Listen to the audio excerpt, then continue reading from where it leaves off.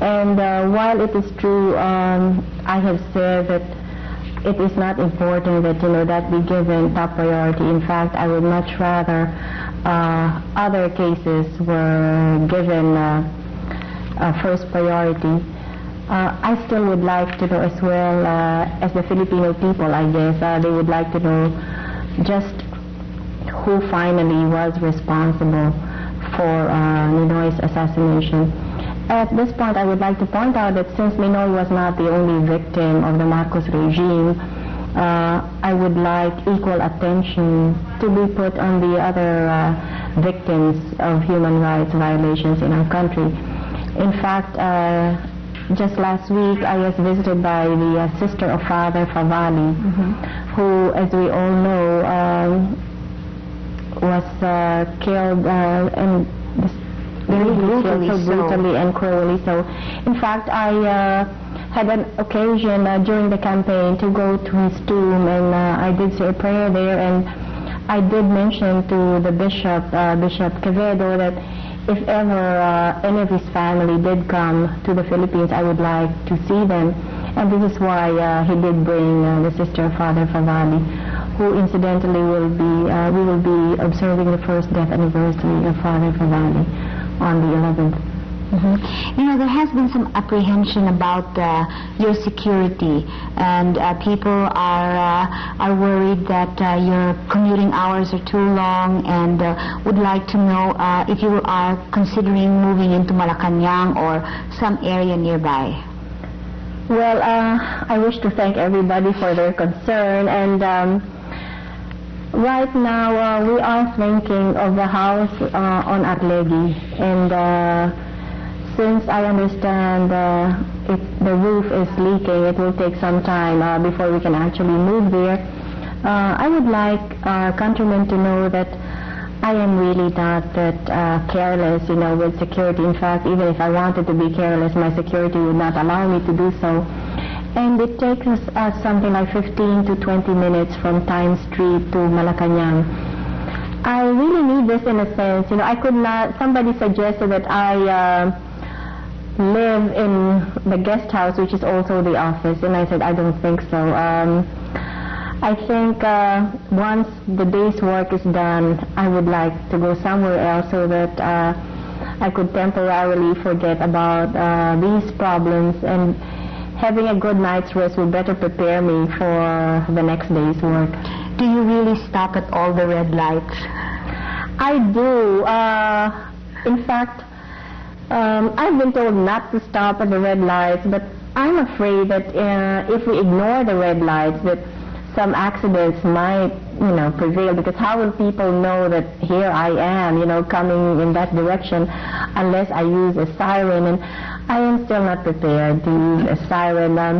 Somebody suggested, I think it is in Thailand, where they have somebody at the head of the motorcade announcing that, like in Thailand, the king is coming, and will you please make way for the king?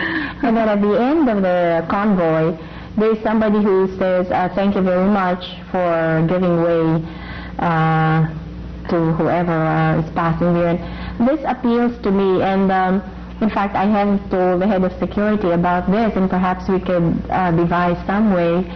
Anyway, it's just twice a day, June, and it's good for me to see the people. If I remember once, well, this is really funny, because the boys were selling sampaguita garlands, and since I ride in a bulletproof car, you cannot bring down the windows, and they were selling garlands, and in fact one of them shouted, "Naku, Cory, panalo ka na, bumili ka na naman ng sampaguita." And it made me feel as if I were so kuripot, I cannot even buy this.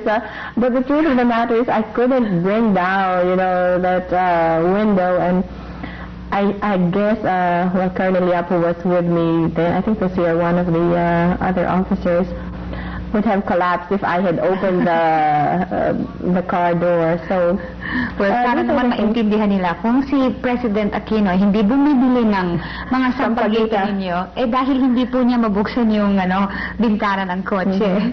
You have received a lot of criticism about the people in your government. The press has said that they would give you 100 days. You have commented that what 100 days, you know. How do you feel personally about all the criticism that has been coming out in the press?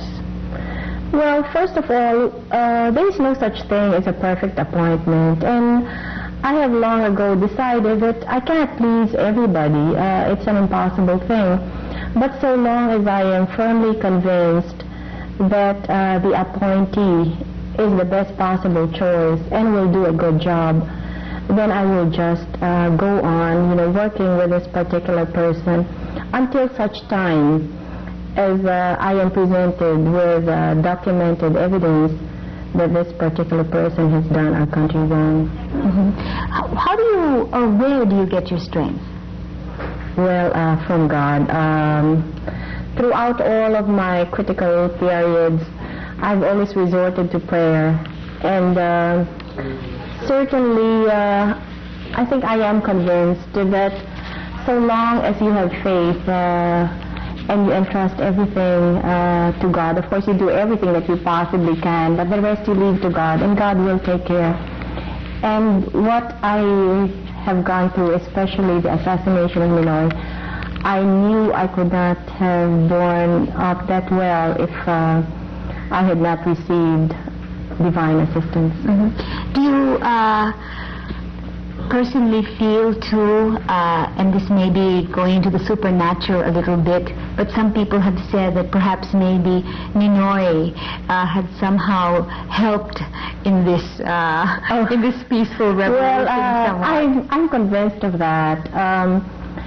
Well, I always say, and I always believe that Ninoy continues to pray for me, and especially before any important undertaking, I always say, okay, Ninoy, do your job and pray real hard. And what is most comforting also is that throughout the Philippines, people have approached me telling me that they pray for me, and certainly the good sisters of the Carmelites and the Pink Sisters have always promised me their prayers, and that is why when the revolution started and I was in Cebu, I immediately thought of the Carmelite convent as being the safest place for me to be at, and that's what I did. I went there, and that was my Sound of Music experience. You know, it somehow just occurred to me that perhaps maybe Ninoy probably had his strength and was able to go on as firmly as he did, perhaps because you too apparently are a very strong person, and you probably endowed him with... Well, Jude, I don't want to take full credit for that. Perhaps we strengthened each other. Maybe that would be a better way of putting it. Now, a lot of people are worried that if there's too much criticism about your government, that you're going to step down. Personally, let me tell you, some people are really and truly freaked out when they thought that you were going to resign. My son said, what is she going to do? The military is not going to accept Marcos back, and what president are we going to have if Cory steps down? Now, did you really say that? I never did, June. You know, when I accepted, well, not only the draft, but when I finally did become president of our country, I committed myself to the entire term. And this much I can tell all of our countrymen. I am prepared to give all of my efforts and all of my best efforts. I will give it my all.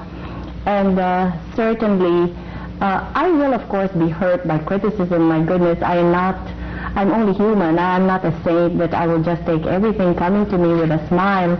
But that is not the beginning or end of it.